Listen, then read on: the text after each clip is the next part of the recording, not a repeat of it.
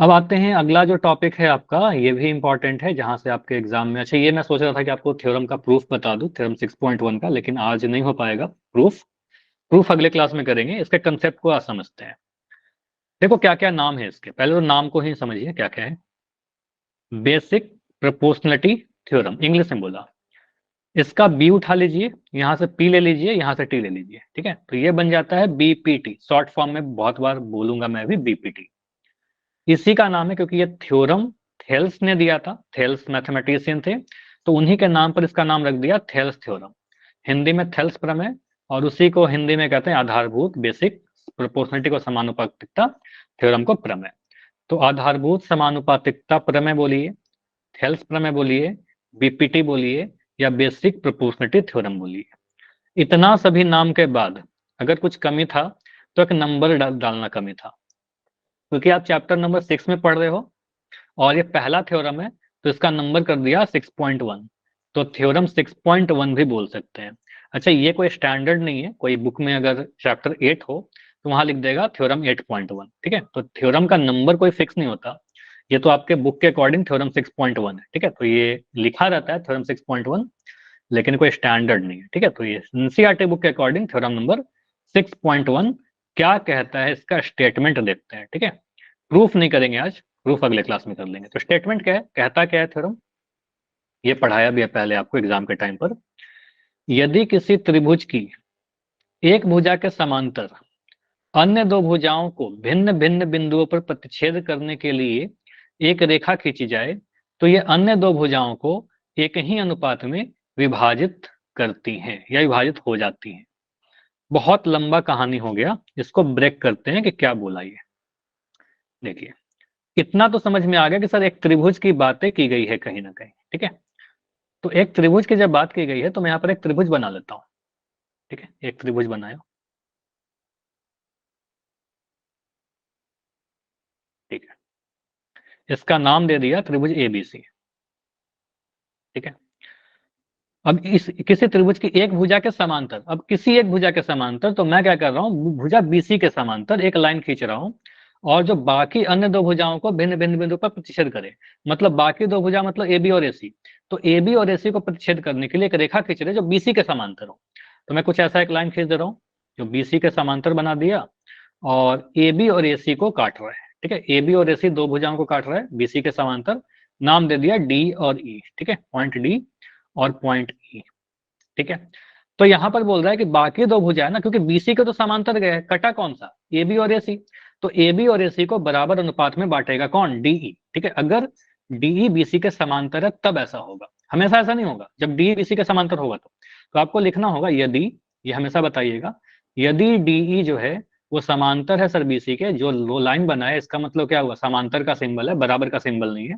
मैं ये नहीं बोल रहा कि डी बीसी के समान बराबर है, डी बीसी के समांतर है, डी बीसी के समांतर है, तो क्या होगा सर, यहां पर है डी और यहां पर है ई, तो बट रहा है एडी और डीबी दो भाग में, एक भाग है एडी और एक भाग है डीबी, इधर बटा एई और ईसी में, ठीक है, तो इसका जो अनुपात है ना वो बराबर अनुपात रहेगा, ठीक है, ये बोल रहा है, तो आप लिख दीजिएगा सर एडी बटा डीबी, ठीक है, ऊपर से नीचे जाइए, ठीक है, एडी बटा डीबी बराबर एई बटा ईसी, यही आपको लिखना होगा, और यही है थेल्स प्रमेय, ठीक है, थेल्स यही कहता है।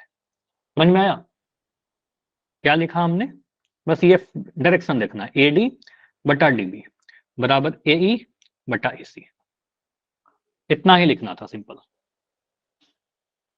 अब इसमें फिगर को रोटेट करेगा, हो सकता है मैंने बीसी के समांतर डी बनाया, कभी एबी के समांतर बना देगा, ठीक है, तो देखिए ऐसे अगर, ये तो आपका वही लिख रखा है, क्वेश्चन पर आने के पहले मैं थोड़ा आपको और भी प्रैक्टिस करवाता हूँ कि अगर मैं फिगर अलग अलग तरीके से आपको दूं,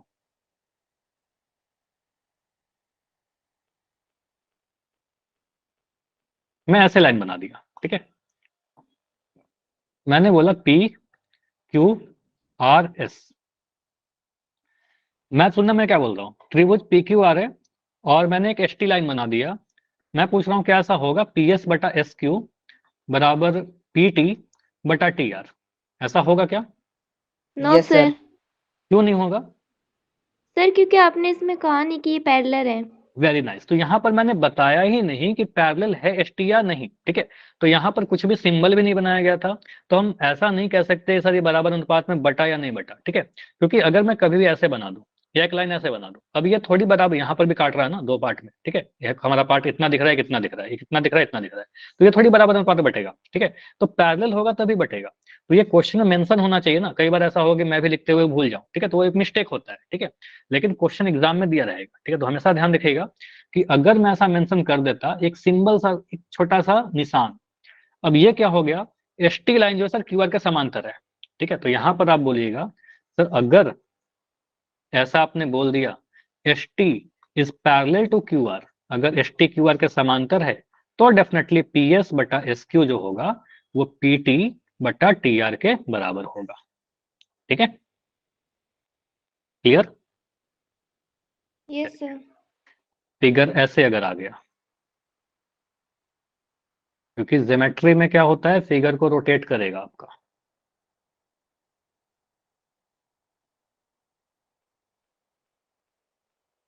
एम एन टी, अभी मैं कोई स्टेटमेंट नहीं दे रहा, बस एक सिंबल दे दिया हूं, ठीक है। ये सिंबल काफी चीज एक्सप्लेन कर देगा, ठीक है। आपसे पूछ रहा हूं कि यहां से हम थेल्स कैसे लगा सकते हैं, थेल्स के अकॉर्डिंग क्या लिख सकते हैं? टीबी बोलिए। TB hmm upon B N is hmm. Equal to T N upon A M. Last में क्या बोला, टी ए बटा एम बोला क्या? टी ए अपॉन में ए एम। ठीक है, बढ़िया। तो यहां पर क्या बोलेंगे, सर मुझे क्या दिख रहा है कि ए बी लाइन जो है वो एम एन के पैरेलल है, कैसे पता चला, ये सिंबल से, ये जो तीर का निशान बना ना ये बताता है कि पैरेलल है। तो हमने ये देखा कि सर ए बी जो है वो समांतर है एम एन के, मतलब तीसरी भुजा को एम एन ले लिया, एम एन का समांतर दिख गया। तो ए बी किसको बांट रहा है, टी एम और टी एन को, ठीक है। तो यहाँ पर बिंदु ए है, यहाँ पर बी है, तो आप किसी भी डायरेक्शन से जाइए, टी ए बटा ए एम लिखिए चाहे टी बी बटा बी एन लिखिए, तो आपको सर एक मुझे दिख रहा है, यहाँ सिर से नीचे जाइए, टी बी बटा बी एन बराबर टी ए बटा ए एम, ठीक है, बस ऐसे लिख दीजिए, टी बी बटा बी एन, बस नाम को थोड़ा ध्यान से लिखिएगा, एक भी गलती होने से आपका फिर आंसर नहीं आएगा, टी ए बटा ए एम। तो ये हम लिख सकते हैं, यदि ये है तो ये होगा, यही थेल्स का स्टेटमेंट है। क्लियर? Yes sir. चलिए तो इस पे क्वेश्चन ट्राई करें अब। तो क्वेश्चन आपका Yes. पहला तो यही है, ये नीचे दी गई आकृति में अगर बोल रहा है कि डी, देखो ऐसे ही लिखा रहेगा, डी अगर बीसी के समांतर है तो ईसी का मान ज्ञात करिए। तो बताइए यहाँ पर ईसी कितना होगा, या फिर एक्स लिख के बोलेगा एक्स का वैल्यू बता दीजिए।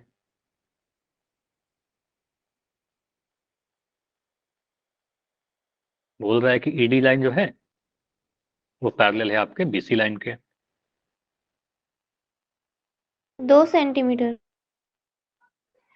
2 सेंटीमीटर। 2 सेंटीमीटर। तो यहाँ पर बोलेंगे इस ट्राइंगल को देखकर मुझे दे रखा है सर डी बीसी का समांतर, तो लिख दीजिए D is parallel to BC, D BC के अगर समांतर है या ईडी बी सीबी के समांतर है, दोनों ही बात सेम है, तो हम कहेंगे सर थेल्स यहाँ पर लग जाएगा, एक बिंदु ई और डी पर काट रहा है ए सी और ए बी भुजा को। तो यहाँ पर मैं लिख सकता हूँ थेल्स के अकॉर्डिंग ए ई बटा ई सी जो होगा वो बराबर होगा ए डी बटा डी बी के, ठीक है। हमने क्या किया, ए डी बटा, ये किया ए डी बटा ई सी बराबर ए डी बटा डी बी, ठीक है। तो यहाँ से आप बढ़ जाइए आगे, तो ए ई का वैल्यू कितना है, एक, ईसी का वैल्यू, ईसी भी लिख सकते हैं एक्स भी लिख सकते हैं, मैं ईसी लिख देता हूँ चलो, ठीक है, बराबर एडी कितना 1.5 और यहाँ पर है आपका 3, तो क्रॉस मल्टीप्लाई करिएगा तो आपको क्या दिखेगा, यहाँ पर ईसी का वैल्यू जो आ जाएगा, अच्छा क्रॉस मल्टीप्लाई मत करो, उल्टा कर दो, रेसिप्रोकल, इधर रेसिप्रोकल कर दिया, 1 बटा ईसी को ईसी बटा 1 कर दिया, तो यहाँ पे 3 बटा 1.5 कर दीजिए, ठीक है। इसको कैलकुलेट कर लीजिए, आंसर आ जाएगा, ये पॉइंट ऊपर गया गुना 10, ठीक है, 5 से काट लीजिए, 5 3 15, 5 दूनी 10, ये 3 से 3 कट गया, तो आपका आ गया ना 2 सेंटीमीटर, सभी सेंटीमीटर में, तो यहाँ भी सेंटीमीटर आ गया। क्लियर? तो इसी का वाला 2 सेंटीमीटर आ गया। क्लियर है? अनुपात बराबर का मतलब क्या होता है, अगर एक चीज दोगुना हुआ दूसरा भी दोगुना हो जाएगा ना, 1.5 में कितना से गुना करने पर 3 मिलेगा, 2। 2 से गुना करने पर 1.5 गुना 2 3, ठीक है। 1.5 रुपए है आपके पास और 1.5 रुपए और आ गए, तो 1.5 रुपए 3 रुपए हो जाएंगे ना आपके पास, ठीक है। तो 1.5 का दोगुना आपका 3 हो जाता है, ठीक है। तो यहाँ भी दोगुना कर दीजिए, 1 का दोगुना करें कितना मिलेगा, शॉर्टकट कर सकते हैं ऐसे। तो रेस्ट क्वेश्चन अगले क्लास में करेंगे, लेकिन एक मैं शॉर्टकट के फॉर्म में ऐसे बताता हूँ। मान लो अगर ऐसा क्वेश्चन आपके सामने आता है तो कितना टाइम लगेगा आपको करने में।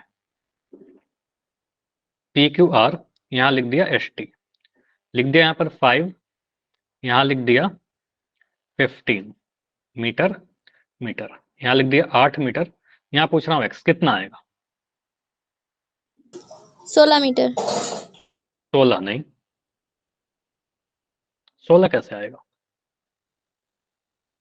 अनुपात बराबर होने चाहिए ना। तो यहाँ पर 5 का 3 गुना है, 3 गुना है, 5 3 15, तो 8 का 3 गुना होगा ना यहाँ पर, ठीक है। तो 24 आ जाएगा, मीटर में आएगा 24 मीटर होगा। करके देखिए वही आएगा, ठीक है। 5/15 बराबर 8/x, ठीक है, ये होगा क्योंकि अच्छा पैरेलल देना भूल गया था, पैरेलल दिया रहेगा, ठीक है, STQ के पैरेलल। तो यहाँ पर क्या बोलेगा सर, 5 1 कम 5 5 3 15, तो x का वैल्यू कितना आ गया 24 मीटर। क्लियर? Yes sir. एक और क्वेश्चन प्रैक्टिस करो, ये लास्ट, उसके बाद क्लास एंड करेंगे।